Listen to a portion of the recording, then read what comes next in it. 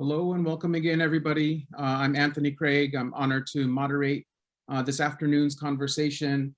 I will get us going. Just a quick logistical note that we are recording this webinar conversation.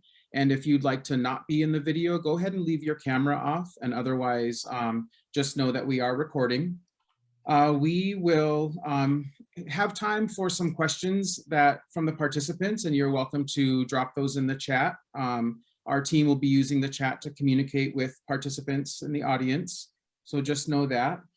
You have arrived at the Community Conversations, Shaping the American Rescue Plan's Impact on Education from the University of Washington College of Education. Thanks for being here. We would like to start by acknowledging that the University of Washington and the College of Education are situated on and near Coast Salish lands and waters. Coast Salish peoples have always and will always live in these territories. We're also in service of peoples and tribes east of the mountains, along the Columbia River and the Columbia River Plateau, and along the ocean in coastal territory. We acknowledge these lands, waters, and peoples as public statements that are both personal and professional. They're calls to action and commitments to meaningful relationships. As a citizen of the Yakama Nation myself, I'm honored to join my colleagues in contributing to beautiful and just Indigenous futures. We encourage each of you to explore or continue to explore right and respectful relationships with Indigenous peoples near you. We want to also thank the planning team who's here making sure our afternoon runs smoothly. And made sure that we were set up to have this conversation in a good, respectful way that also contributes to futures of all of the children we serve.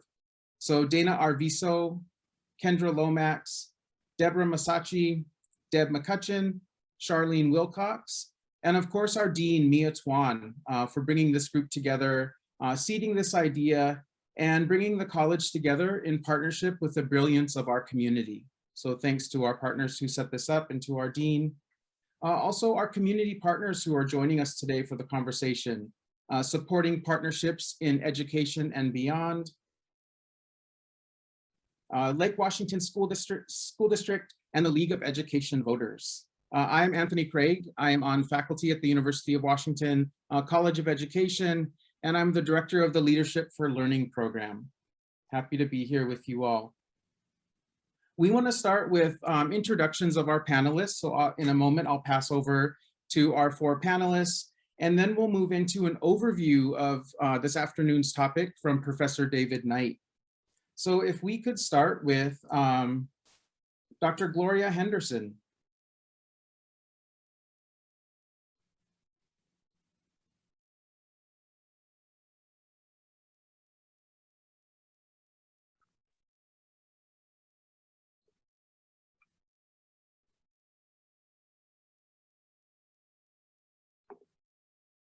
I'm going to come back to Gloria. Let's move to Jacob Vela.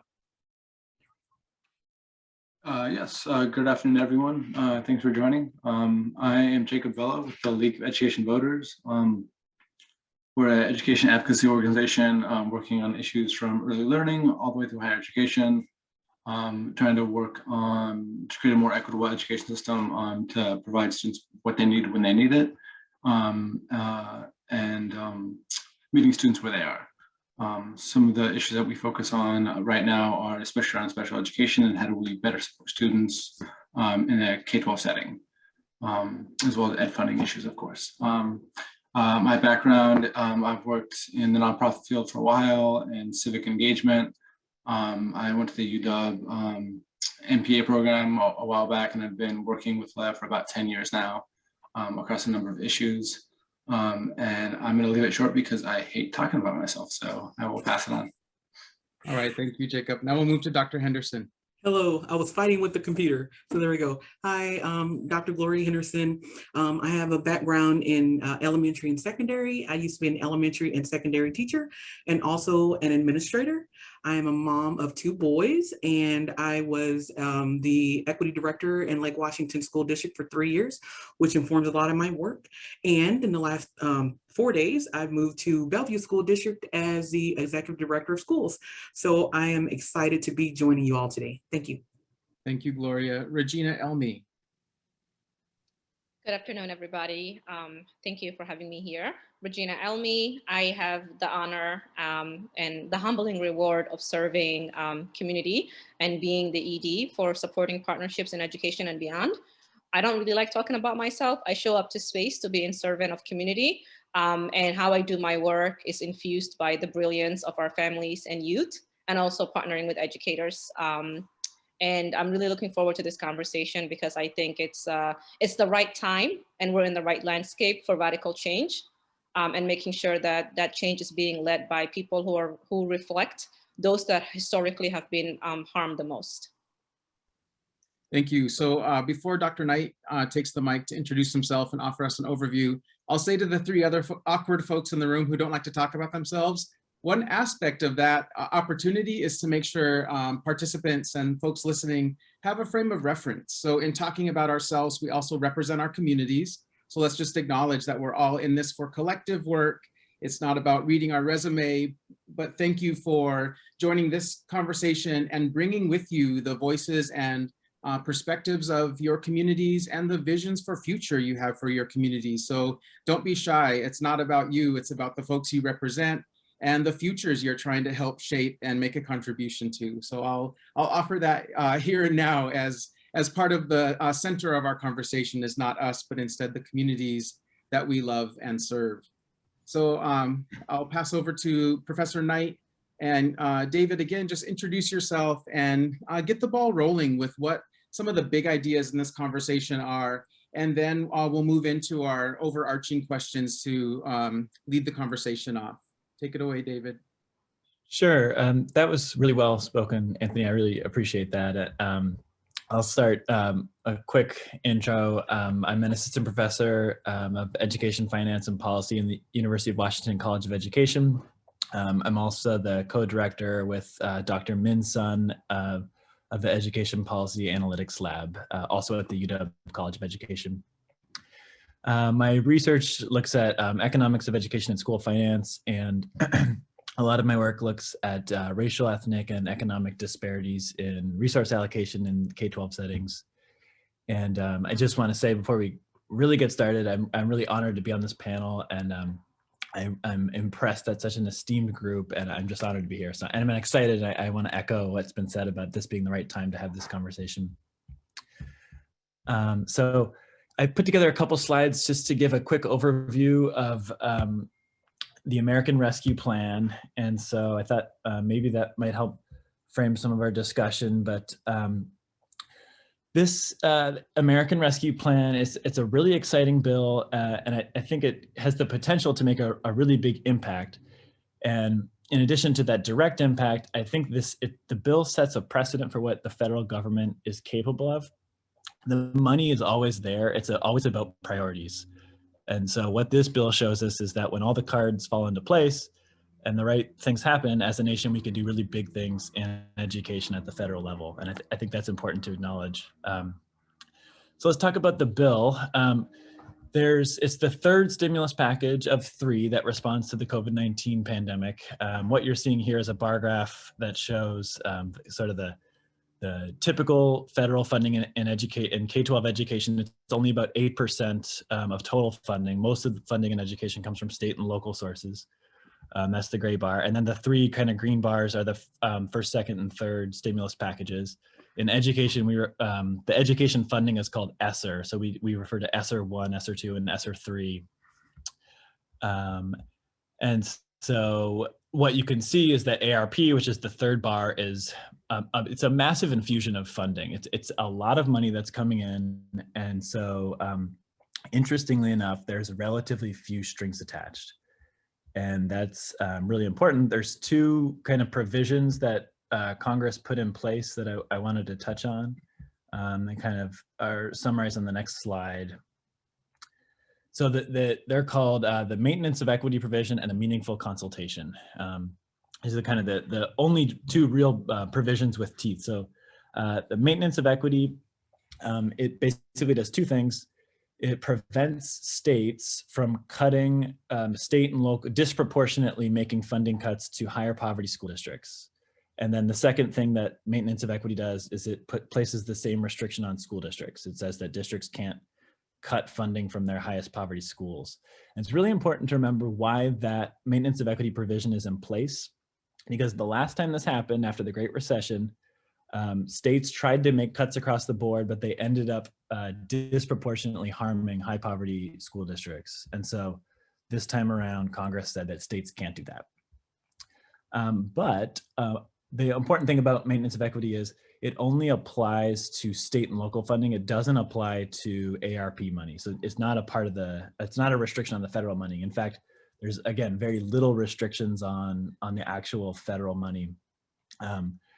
There is one provision in there called meaningful consultation, and the statutory language is pretty vague, but essentially what it says is that districts are required to make budget decisions in partnership with community. So again, this is a provision that has the potential to transform the way districts make budgeting decisions, but I think we should be a little bit cautious, because what the research tells us on these types of things is that districts have historically struggled to leverage community input. And so it's not clear right now how well prepared districts are to do that kind of work, but I think it's really important. So those are a couple broad things about AARP. On this last slide, I've got a couple just quick things that we should watch out for. The first is how districts are going to spend the money. So I mentioned that districts have relatively few strings attached. And so it's important that we track how the money's spent. And Deborah, if you want to move forward one more slide, I've got my last 3 big bullets. Oh, I'm looking at the wrong thing. You got it. You're a step ahead of me. 2 is who's making those budget decisions. So it's a requirement that community be involved, and so it's important that we track that. And then 3, we should keep track of what the impact is of the funding on students. Thank you, David. The good thing is, for the first time in anything I've ever facilitated, we're actually ahead of schedule. So I want to pause here just for a moment to let participants sort of breathe all that in. So here's Professor Knight offering us this big overarching reality and possibility. And I think that the caution you offer, David, is important in thinking about, even though the policy might be written and the bill is sitting here, and we know communities have always and will always be strategizing for movement, the readiness isn't automatically there, which makes me think a lot about the relationships that we could be talking about today, to say, if communities have been and continue to strategize and communicate and prioritize parts of their movements as neighborhoods or tribes or communities or districts, and districts are required and probably even want to hear from community, that's not always an automatic reality when you start to think about all of the necessary voices. So to the participants, I'll encourage you, if there are any parts of what David offered as the upfront part that you want to either grab into a question or an idea or a reaction in the chat, you could do that now. And it's something that our team will look to pick up as we keep moving forward. And then as Charlene put in the chat, we have 2 overarching questions to get the conversation going. And we can take turns along the way if participants on the panel or in the audience want to go deeper someplace. But I'll start with question number 1. And anyone on the panel who would like to start us off, please feel free to unmute and get us going. So how can schools and districts equitably deploy the funds coming to Washington state educational systems through the Biden administration's American Rescue Plan? So this big, broad question that allows for both your dreaming or for the community voices that you've gathered and carry with you, or that carry you, and maybe even specifics about some ideas you'd like to see coming in through this opportunity through the bill. Well, Anthony, I can start us off. I think about a quote by Dr. Love, or at least a phrase, where she talked about the educational survival complex instead of the industrial prison complex, because that's what how sometimes we think about funding, how it doesn't go to the right places and to the right students and families. I think about how can we change the inadequate funding, how it's used to actually save education instead of waiting for it to happen. And so instead of doing things like we typically do, and for those that we would typically listen to, I think we have the chance to change the system. We had the chance to do that during the beginning of a pandemic, but when everyone was so shocked by what was going on, it was hard to do anything differently.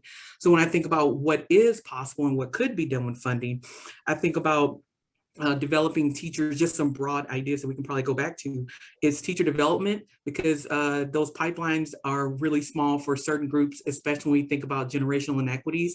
So residency programs.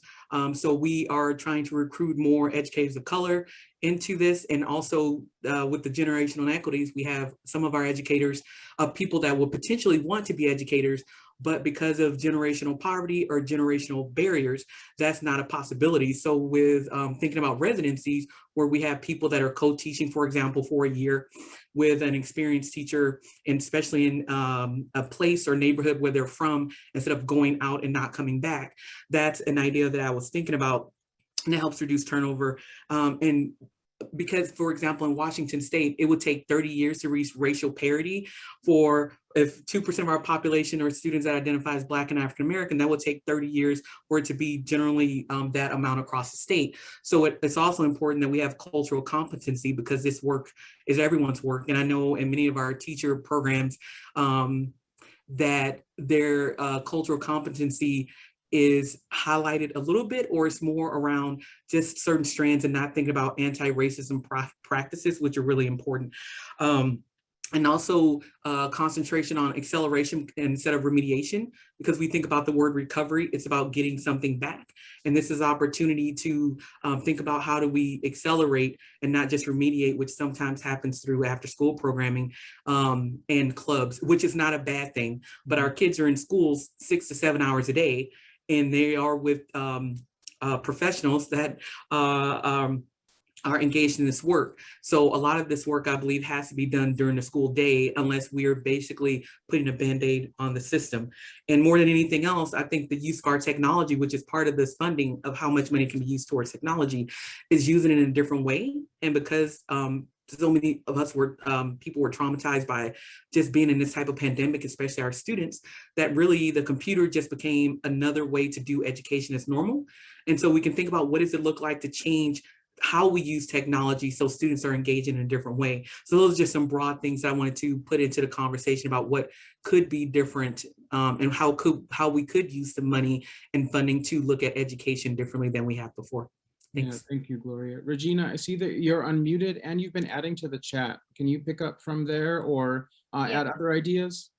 Yeah, thank you, Dr. Henderson. I echo everything that you said. Coming from the space that I'm in, which is directly working with families and students, and like pushing that through a system change, one thing that we have heard over and over during the pandemic is really the trauma and the resurfacing of being re-traumatized, right? That this has created. Like before, I think all of us just became numb to all the pandemics that were happening around us, but this particular pandemic really resurfaced and has hit communities that historically have been let down by systems, and the system was created to keep them where they are at. So one thing that we have heard from our families and students is that we don't want to come back to education as it is. And throughout the pandemic, we have been engaging in a lot of conversations with educators as well. And our educators are traumatized as well, particularly Black and Brown educators, particularly educators that really are in allyship, no matter what the skin of their color is, but really are like striving, I need to be part of the change. And I use the word build new and imagine and dream and be really radical. And if we're not thinking that way, then I feel like we're just doing the same system work, which is like playing whack-a-mole, right? There has been system work that has been happening for God knows how long. And I'm like, why haven't we gotten to where we need to get to? And coming from the community and family engagement advocacy that I do, one thing that we have been asking our districts is, why are you engaging with families last minute? You cannot send a survey and expect that families are like being traumatized. They're gonna tell you like, this is the 3 things I wanna see. But like, why can we be very authentic and just say that we don't know what we don't know? Because I know one thing, working with administrators and some of our district leaders, they're struggling. They really have the best intention, but it's really challenging because decisions fall into so many different places. And there's also like a disconnect within districts, a disconnect between district and state, a disconnect between our state and federal policies. But right now, more than ever, we have the most amazing radical youth activists and also parents. And particularly, we really are seeing more of our PIPAC families really showing up and saying like, I don't know if I really want to come back to school and I want to be an advocate and champion for public education, but I'm only going to come back if my voice is being centered, if my child is being seen. And I think when we think about investment, one area that we really need to think about is healing, restorative, and really just like co-design with our families, right? Like we cannot continue having the same education when we know that it hasn't done. And particularly when we look at Washington, we know that the people that depend on public educations are the ones that cannot opt out, right? Like our working families, families that depend on their kids to be in classroom. And we know that our educators don't get paid, and it creates this dynamic where it's like family versus educators, but that's a system issue, right? So really just like, if I can dream, I'm like, I don't want to talk about learning loss because our babies are brilliant. I want to talk about system change, but I want to talk about radical system change through a racial equity, social justice healing approach, right? I don't want to have the same system change conversations where our communities are being re-traumatized and they have to live through generational trauma. Like what my grandma went through, I'm going to go through it. My daughter is going to go through it. My son will go through it. And I want to break that cycle. And I'm like, doing this work is part of our own liberation, especially for those of us that historically have been harmed. In order for us to do that, power has to be shifted. And this like system leaders just have to be comfortable to trust who they're in service of, because their brilliance literally will fix the problem that we have. They have had the answers forever. We just haven't centered, you know, that brilliance and just stay comfortable and say like, I'm willing to trust this process because they know what they're doing. Well, thank you, Regina. Thank you, Gloria, for getting us started. David or Jacob? Yeah, I mean, of course, echo everything that was just said. But I think first to kind of focus on the trauma element, students across the state were experiencing upticks in mental health challenges and stresses and a lot of additional barriers and challenges prior to the start of the pandemic. And it's only gotten more acute and more common since then. And we can't really expect students to meaningfully engage and re-engage in academics because a lot of them have been disengaged for over a year now, unless we address the mental health and social emotional needs first, unless we really start meaningfully to support them in new and different ways and meet them where they are in a culturally relevant way. We're not gonna have the progress or the change that we hope to see by just getting them back in the classroom and putting more resources in the hands of schools. It's gonna have to be to get their social, emotional, and their non-academic self in a right place to actually engage meaningfully in academics. And that's something that we hope to see a lot more of. And as we've talked with families and communities over the last year plus, that is time and time again the number one issue, is the trauma experience, the mental health challenges that aren't really being meaningfully supported in a systemic way. There are pockets that are doing good things here and there, but as a system, as a state, we have been failing our students, and that's nothing new to families across the state. So I think that's a key element of kind of building more equity with our approach. And then echoing what Regina said, families, communities, they know what they need. They know the solutions. They've known this for a long time. So in meaningfully engaging and listening to communities as they share their needs and their desires and their hopes for the future, because as we re-enter a full-time in-person learning, potentially in the fall and in summer, that doing things the same way we have done it historically these disparities, the way we've underserved and just mistreated so many students over the years is not new to the pandemic. It's been made worse by the pandemic. So just going back and putting more resources into the mix isn't going to solve any problem. It's going to put a Band-Aid on the problem. So we have to look at the more of the systemic issue to see what we can do to make this better, not just for this year or next year, but for the long term. Thank you, Jacob. David, what would you add? Well, partly I want to echo what's been said. I think Dr. Henderson and Regina and Jacob really hit some big points, but something I thought I'm curious about is whether or not we have good models for districts to adopt to do community engagement work. And I'm just thinking about, California was a little bit ahead of the game on this, and they passed this major school finance reform, the local control funding formula, and it includes a community engagement requirement when the budget's formed. And many states have put in these types of policies that you have to either bring in somebody to be on the budget committee from community or do something. And that I know the research coming out of California is that communities haven't really felt all of that included in the conversation or in the budget development process at the school or district level. And so I'm curious if folks know of sort of best practices, or how do we put that into practice at the district level, and if there's effective policies. And if we're waiting to the last minute to send out a survey, that's probably, a good thing of what not to do. But I'm curious to hear from maybe district folks about if there are good models for how to do that.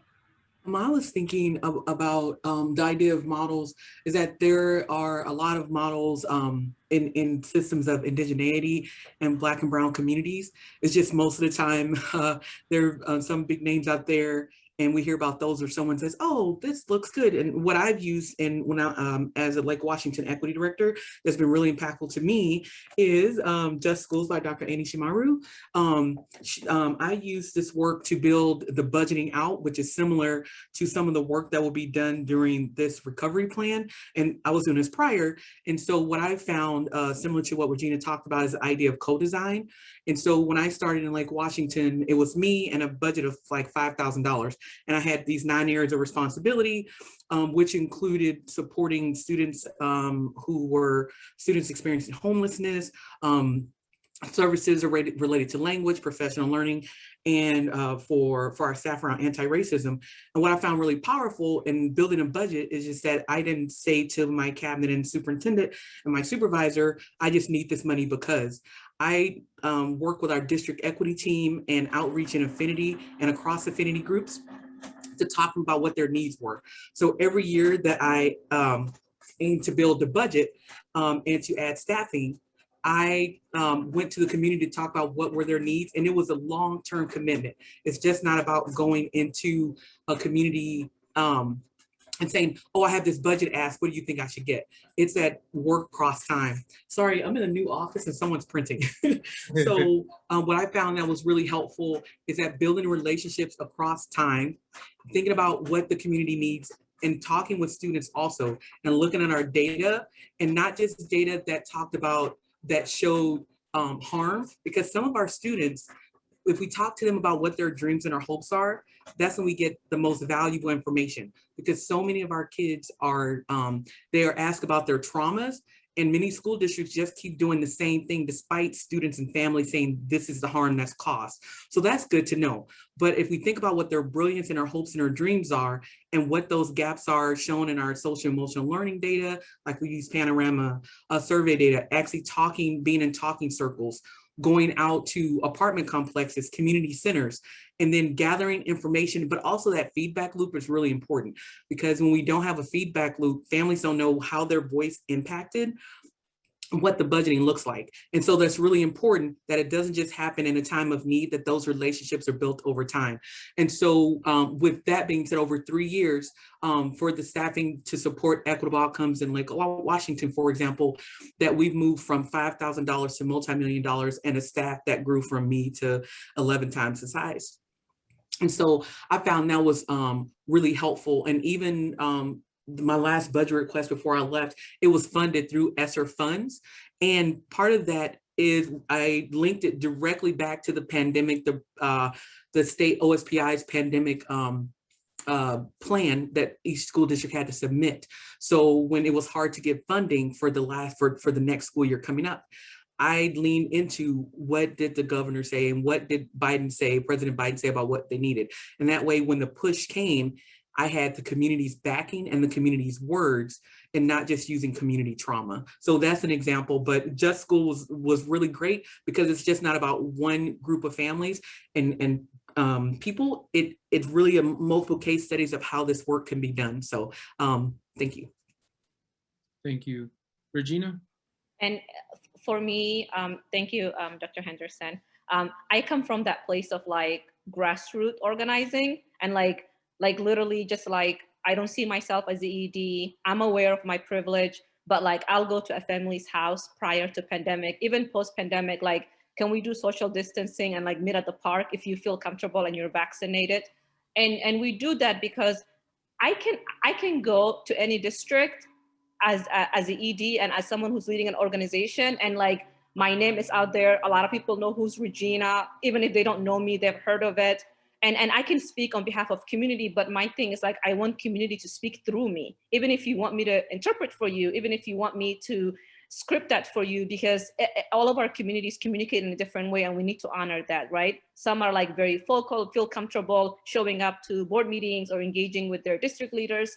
And some just say like, this is the email I'm gonna write you, honor me, take it back, and just do like that logistic support. But I think where we really struggle is that we don't give our administrators enough empowerment and enough support to, in a very authentic way, cultivate those relationships, in a very authentic way, invest in that work, because it is hard work.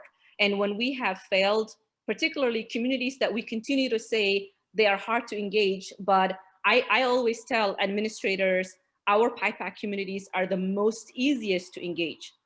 Like right now, especially in the midst of pandemic, when the pandemic hit, as an organization, we went into a panic mode because we were like, oh my God, we were having gatherings every month.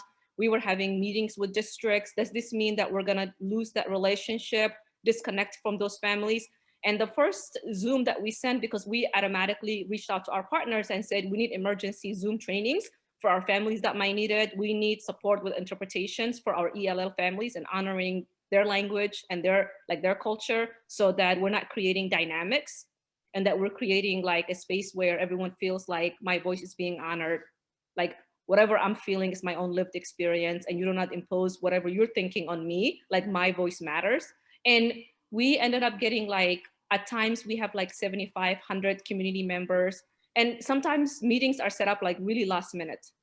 And we have had actually more families and students that have engaged in very hard conversations in the midst of the pandemic prior to before. And it's not just, you know, showing up to a meeting and just talking about what they want, but it's also like naming the system problems and then also like proposing certain solutions or certain things they would like to see going forward, but also the honest truth around we're not gonna fix this tomorrow, or we're not gonna fix it in the next year. We know that it took centuries and centuries to put these systems in place, but we are willing to do that work, and we want to do it in a way that is our liberation, that is not re-traumatizing or like causing a harm, so that I don't pass that harm down to my child. I don't pass that harm down to, you know, community members in my ecosystem. And also we have noticed more families, more students cultivate other community members and say like, I need you to come with me in this space because I can't do this without you. And I'm leaning into you as my broader village. And I think that leaning into one another and that relationship building, even though we have been hurt, has been one of the most resilient and beautiful things that came out of the pandemic. And it speaks true to communities that historically have been harmful, how resilient we are and how much heart we bring into the space.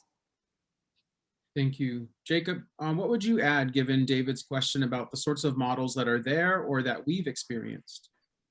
I'll just highlight two things. One, echoing Regina's comments around language access, and when possible, not just additional language access, including ASL, but if you can have events in other languages that are not English to really engage specific communities that have been historically excluded. But then also, and someone alluded this in the chat, I think Raquel, but it's about creating those feedback loops and building that trust. So after you get that you gain that knowledge and that valuable feedback from communities, you bring it back to them to see how you're going to take action and how you're going to put that into practice. So you can so they could validate your interpretation of what they said, but you know that it's going to be an ongoing relationship and not just a one-time extractive practice to check a box and then move on saying that you've done community engagement. Thank you, Jacob. I really appreciate David's question. And I think if we were to sit and think about the answers that Gloria, Regina, and Jacob gave, there are many district leaders and other systems leaders in this conversation. It's being recorded, so this can be shared with other folks.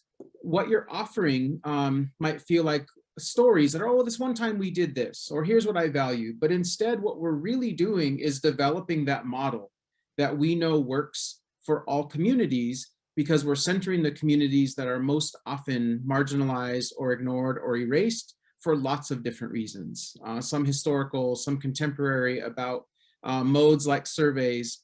So if we were to sort of sum this up, imagine we have a chart paper, and maybe we're going to do this in the chat right now. What are some of the key ideas that we're saying are part of our model?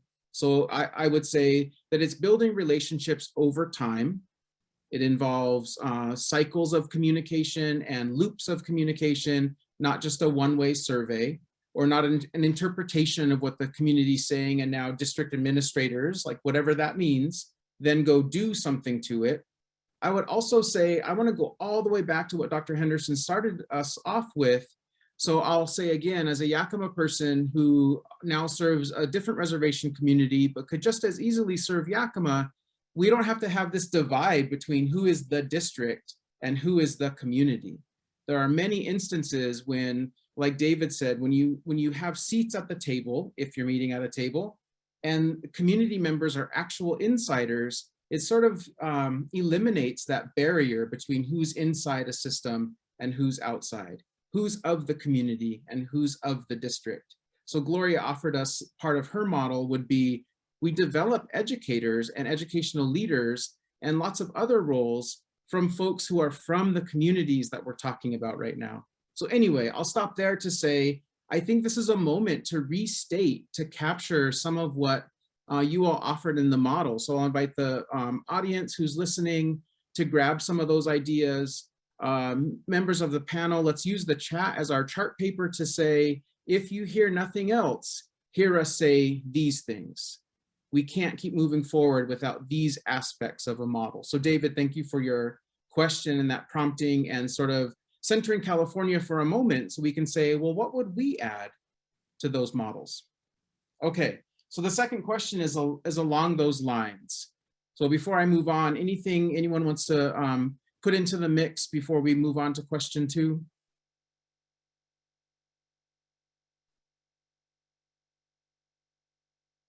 Giving the Zoom pause in case you're looking for the unmute. Okay, question 2. How can decision makers ensure that these funds are used to expand educational justice? So a lot of these code words, and you already started to go down this path, all of you, each of you, like, what do we mean by justice? Regina called it liberation. I think that that's a whole other conversation that we can have. What do we mean by our liberation? Jacob talked about healing. What do we mean by healing? And really tending to a whole human rather than being able to check off a form or a set of metrics or gather numbers that says we're impactful. So I really want us to keep unpacking, if you will, and sort of go deeper with what some of these ideas mean, and maybe not even just deep, but broad. So many of you are talking about humanity. David offered us this overview that said we don't have to keep doing things the same way. So here's the door, it's open. How do we want to step through it? Like, what are further concrete actions or ideas you want to put into this conversation? Any of you can start. I might just start with the most obvious thing, at least from my perspective, is collecting data, and districts are pretty effective at that in most cases. And I think there's historically this kind of push to stare at test score data. And I think with the federal new federal law, ESSA, the Every Student Succeeds Act, there's a new requirement that school districts have to collect and report spending at the school level. And districts usually don't do that, and they rarely publish that type of data. And that's going to be really important. And I think that especially with the ARP money, there's a lot of money in the system now. And so that would be one thing I would say is transparency and letting people know exactly what the budget looks like and how money is spent. Yeah, I was thinking the same thing, David, around that transparency piece, because most of the time it's just like we had this lump of money and we spent it. So I think really being explicit about the funding, how it's being used, and also not just sending out a white paper. And sometimes that happens and then it goes to an email and parents may not check that email. So it's around community engagement, linking back to those informal data pieces. What are we seeing when schools make their school improvement plans? How does that relate back to the funding and how the funding runs through their school? Because sometimes a school improvement plan is made and it's put on a shelf, and then someone looks at it at the end of the year when the test scores come in and you're like, oops, didn't make it. So it's what is happening within schools, being transparent about the use of money and engaging families around what are their hopes and dreams for their children and students, what do they want? And then since the money can be, the plans and the money can be spent through 2024, it's not about trying to rush and spend it. And sometimes districts do that at the end of the school year. And I, even as a principal, I remember it was like, oh, look, we have this money, let's hurry up and spend it. And it's not really been strategic. And so since there's such a long runway around this, is that what strategic plans how does that money connect back to strategic plans? And in 3 to 4 years, we should see things before then, but at the same time, there should be this will to listen to the community, co-design with the community, and then not for it to be, oh, that didn't work, so we're going to stop doing it. Because if we're working with the community, it may take multiple years and then continue to tweak it, because sometimes people don't see the quick fix, but our educational system has never worked for many brown and Black populations. So it's going to take intensive effort for people to stick with it and not just the next big thing. But I think the next big thing should have been what has been all along, which is engaging with communities about what they want and then connecting back how that funding, what's a direct line to the funding, to what we're seeing with programming, professional learning, anti-racist work with teachers. And most important thing really is, one of the long-term things is teacher development and getting more people from communities within schools, because it's harder for someone to do something in a negative way to their own community. But sometimes if communities are othered, it's easy to misspend money or do things we shouldn't do when the community is not a community that we come from. It shouldn't be the case, but that's what it is. So those are just some of my thoughts. Thanks. Thank you. Usually, Regina, you go next. So I'm going to prompt you and you can pick this up if you'd like. You said radical. You also said sometimes it's our youth turning to each other and saying, I need you here, or turning to families and community and saying, I need you here. I don't want to lose that in this conversation. Like, this idea of data also involves who's now engaged and how are we asking them to be engaged. So Regina, what would you say either about your radical dreaming or youth movements or family movements or anything else that we're talking about that should be part of our new, more beautiful normal? Yeah. So Anthony, as you know, SPEP is working closely with Dr. Annie Shamiri and some other top partners who are either doctoral candidates, and really dreaming about what does data mean in our communities, and historically, how has data impacted us, right? And shifting the power so that students and families in partnership with educators are actually going through a process of storytelling and harvesting that information.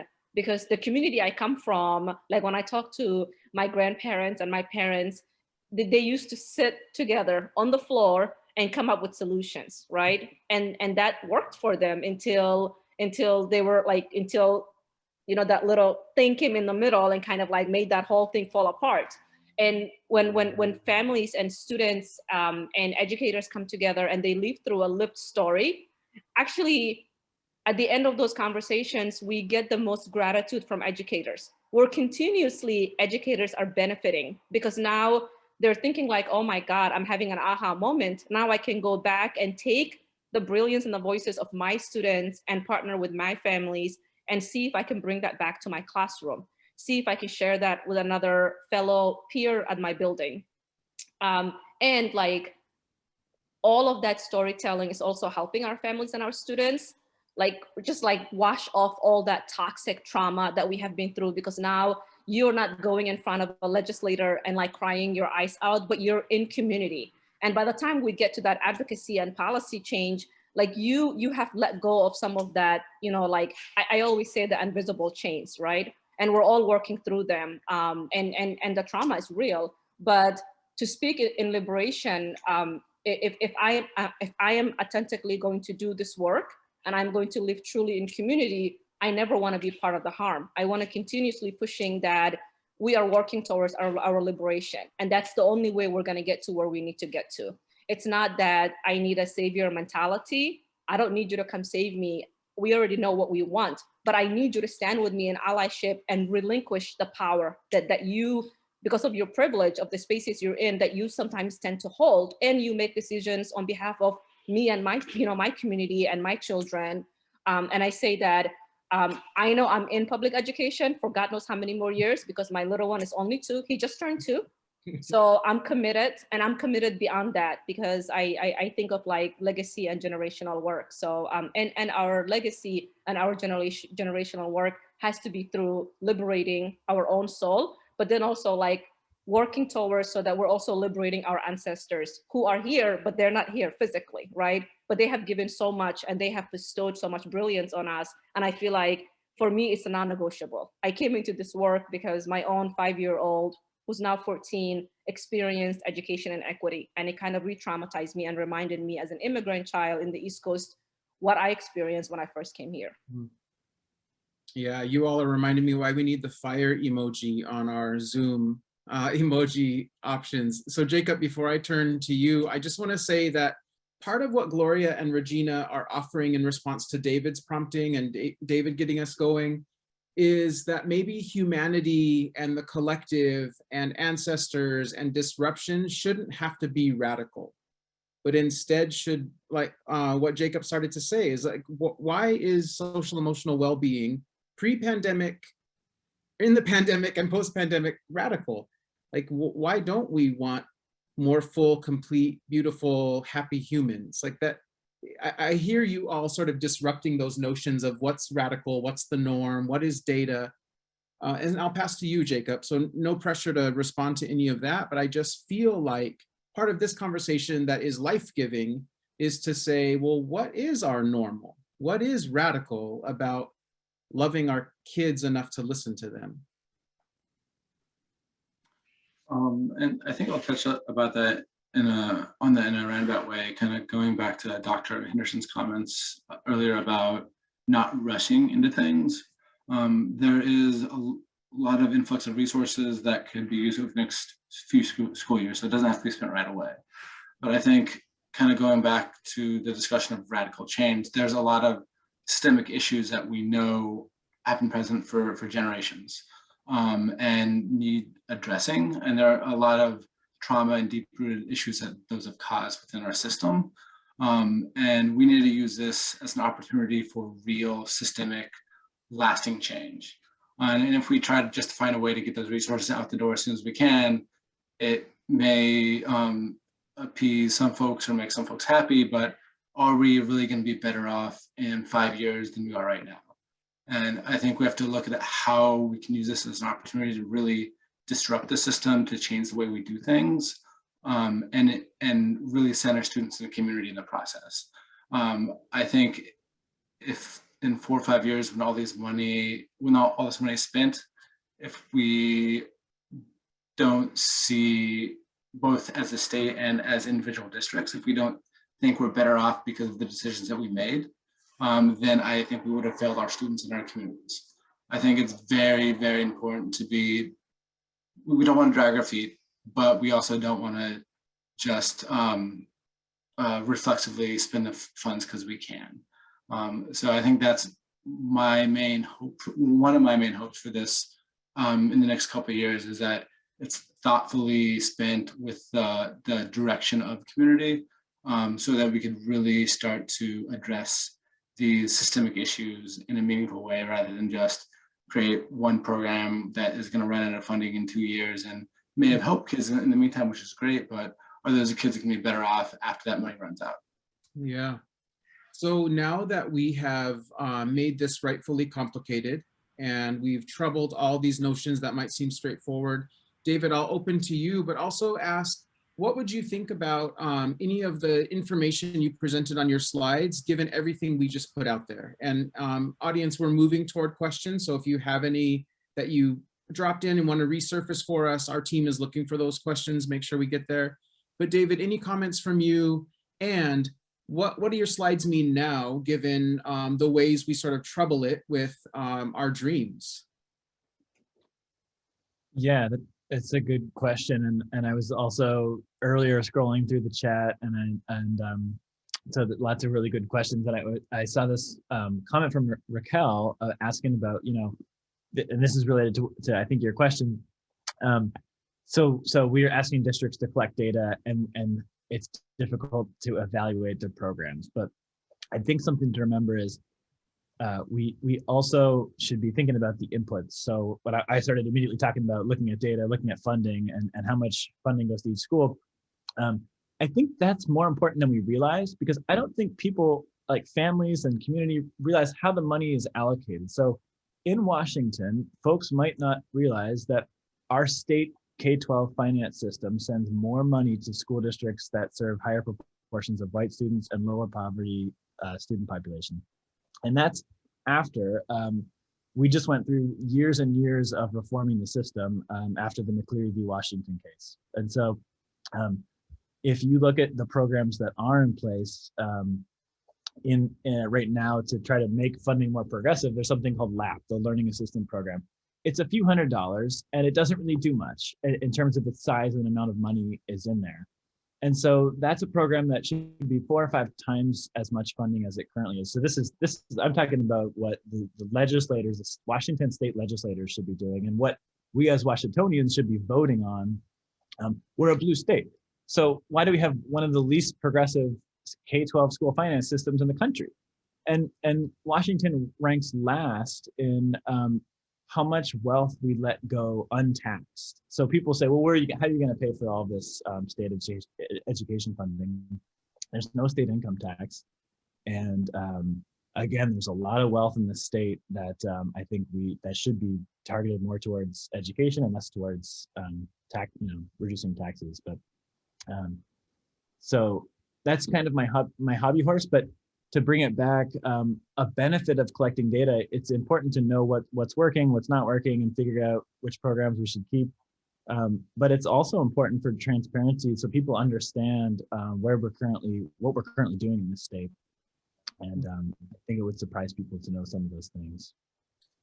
Thank you, David. I'm going to open up to my colleague Dana, who's helping us with questions from the audience. Great. Well, thank you, David, for addressing one of the questions that was in the chat. Hi, everyone. I'm Dana Arbiso, and I've been monitoring the chat for some of the questions. One of the ones that was dropped in the chat earlier is, to the point of social emotional learning, I'm interested in hearing about the objectives that were mentioned at the beginning. If we don't shift who is defining and how we are defining the objective of classrooms and schools, can we allocate these funds or engage families and communities in a real and impactful way? Yeah, I can quickly just say one thing, and I don't know how many of us are like tracking some of the work that's happening, particularly here in South King County, and social emotional learning has become like a buzzing thing, right? And that's great, but across the country and locally, those of us that are in school spaces or working directly with families, one thing that we have said is that when we look at the brain science behind social emotional learning, a lot of the research was done by folks that resonate in the dominant culture. So also making sure that we're being very mindful when we talk about social emotional learning, particularly looking at who are most impacted, that we're also, I'm a huge believer in social emotional learning, but I'm also a huge believer in knowing like, I need like culture responsiveness, and not just saying like we have done a culture responsiveness, but like who are the practitioners, who are the community members that are infusing that, and how is it being implemented in the classroom, and what support are we putting for educators? Because we know that, I know that like UW School of Ed is doing a lot of reframing and rethinking and like really thinking around how do we support a culture of responsiveness educators who we know are going to be impacting students that historically are coming from generational trauma, but that's not happening everywhere. And if we're going to have that conversation, I think that we do need to think about centering, really who are the practitioners that we are saying, I have done my professional development on social emotional learning. Now I'm going to go to my classroom and like run with it. Because a lot of times we fail our educators. It's not that any educator wakes up with a monstrous idea of like, I'm going to go harm 30 kids in my class and I really don't care. But it's more like the system fails them. So as we think about SEL, really being mindful and being very intentional around recognizing previously in the past what has happened. That's right. Thank you. Dana, any follow-up to that, or any panelists want to add to what Regina's offering? Or audience, here's your chance. We do have another question that's in the chat. I can go ahead and voice this. There are many folks in our systems who are in positions of primarily community engagement and outreach, yet who are not even on the racial equity / justice / culturally responsive journeys, or not that far along. What systems could we put in place to ensure that we have the right people doing that work with our students and families?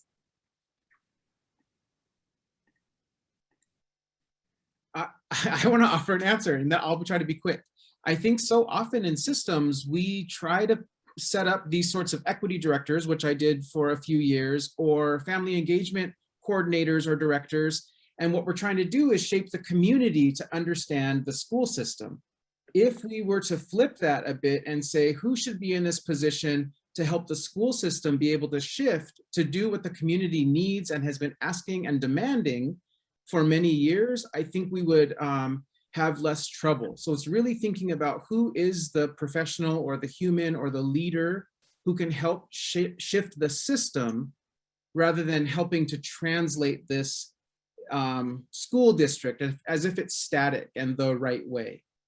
So I will offer that, just to say we have to figure out, to Brandon's question, who's the right person who's of and for and maybe from the community to shift the system.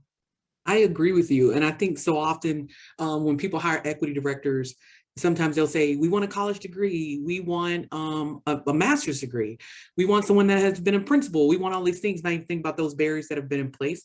And yeah, I've met that quota cutoff for what was wanted. And I think about growing out, because sometimes we have people hire equity directors or people in these roles, and they staff it as one person and that's it. And that one person may not come from the community. And me, when I work in Lake Washington, I wasn't from the community. I came from a couple of cities over.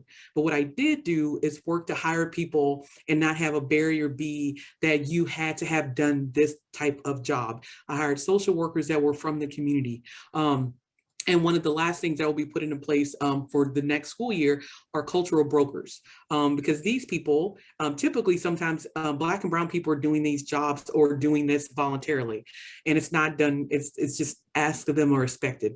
And so one of the program things we put into place will be put into place for next school year, and as part of our strategic plan, is that we will be paying volunteers the $15 an hour, which is what many are rallying for a minimum wage of $10 an hour. And it's voluntary work. And these people come from the community, and they're helping to work with the equity and family engagement facilitators in the district. So over time, layering people who have different backgrounds, who are social workers, social justice advocates. It doesn't have to be, we have barriers that you have to have a degree in a certain thing. And we think about how we hire people for those people who are in those positions, because if not, we have people, like the commenter said, that aren't that far in a journey, and we keep replicating systems by putting whiteness and people in place that perpetuate these systems. So I think it's growing out equity, and then also that it's everyone's work, that it doesn't just stand alone within a department. And I think that's one of the most important things is thinking about that the community should be involved, but not just involved, but engaged in part of the work, and that we reduce barriers. So similar to what you said, Anthony, around just flipping who we put in positions or allow in these positions. So I think that's a response to what could be done so we don't keep perpetuating harm. I will say it's 4 o'clock, and I know we have a couple slides to wrap up. I'll note the time to say that rather than sort of the rigid Western ideas of time, I'll say this is an invitation to pick up this conversation in your own community. Use this as a launching place or further evidence if you've already launched this, acknowledging, yes, it's 4 o'clock, and it doesn't mean this is the last time you get to address this. So seeing the other questions come in, I know our contact is on another slide. As we move there, I want to invite panelists. I often do a one-word closing. So if there's one word for an idea that's either carrying you or that you're carrying out of this conversation, we'll go around, starting with David, to offer one word for how you're thinking or feeling about this conversation. You can see our partners depicted on the slide here, and we'll go with our one-word closing, starting with David.